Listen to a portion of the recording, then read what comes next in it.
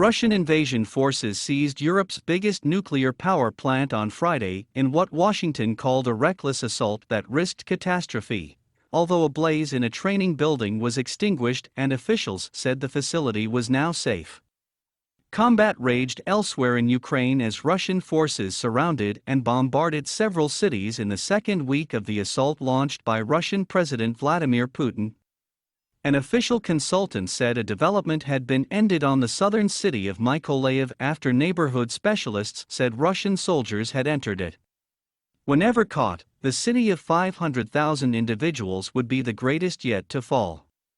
The capital Kyiv, in the way of a Russian reinforced segment that has been slowed down on a street for a really long time, went under recharged assault, with air attack alarms blasting toward the beginning of the day and blasts discernible from the downtown area.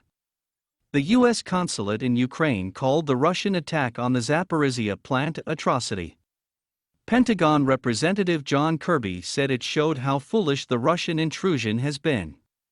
It just raises the level of potential catastrophe to a level that nobody wants to see, he told CNN.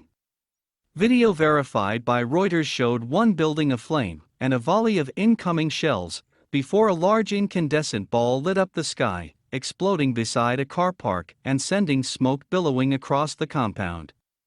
Thousands of people are believed to have been killed or wounded, and more than 1 million refugees have fled Ukraine since February 24, when Putin ordered the biggest attack on a European state since World War II. Although the nuclear plant was later said to be safe and the fire out, officials worried about the precarious circumstances. Worldwide Atomic Energy Agency boss Rafael Grossi honored the plant's Ukrainian staff, to their grit, to their fortitude, to their strength, since they are doing this in undeniably challenging conditions. The plant was intact from what he accepted was a Russian shot, Grossi said. Just one of its 6 reactors was working, at around 60% of limit.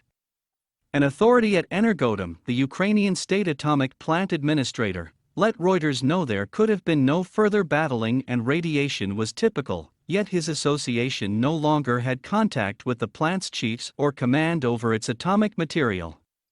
Russia's defense ministry also said the plant was working normally.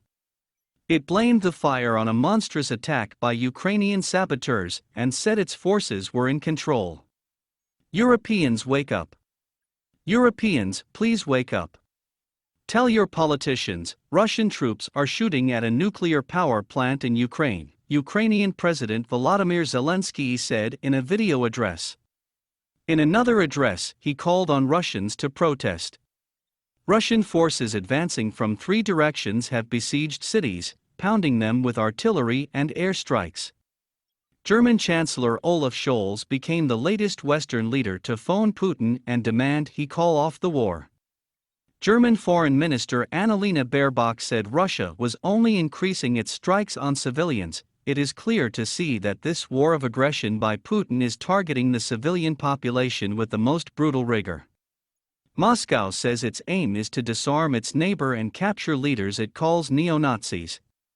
Ukraine and its Western allies call that a baseless pretext for a war to conquer a country of 44 million people.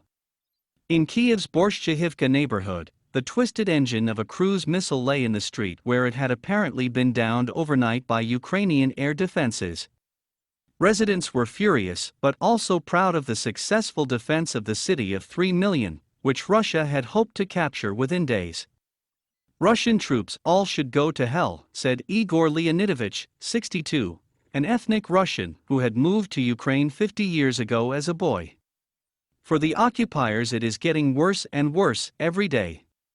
In Russia itself, where Putin's main opponents have largely been jailed or driven into exile, the war has led to a further crackdown on dissent.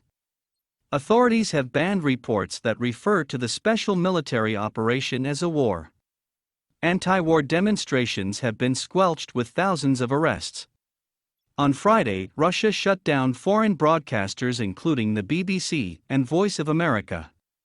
The main independent Russian broadcasters, TV Dozd and Echo Moskvy Radio, were shuttered on Thursday.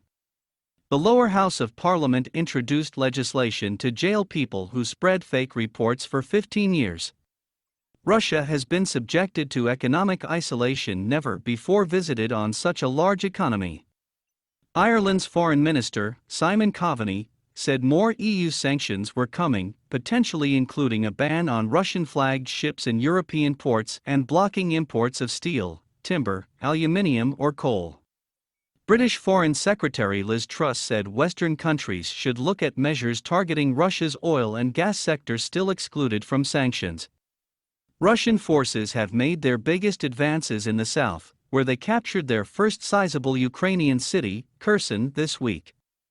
The mayor of nearby Mykolaiv said they were now inside his city, a shipbuilding port of 500,000 people. Zelensky's military advisor, Alexei Arestovich, said the Russian advance there had been halted. "We can feel cautious optimism about the future prospects of the enemy offensive. I think that it will be stopped in other areas also." The southeastern port of Mariupol has been encircled and bombarded, Britain said in an intelligence update. Authorities there have described a humanitarian emergency.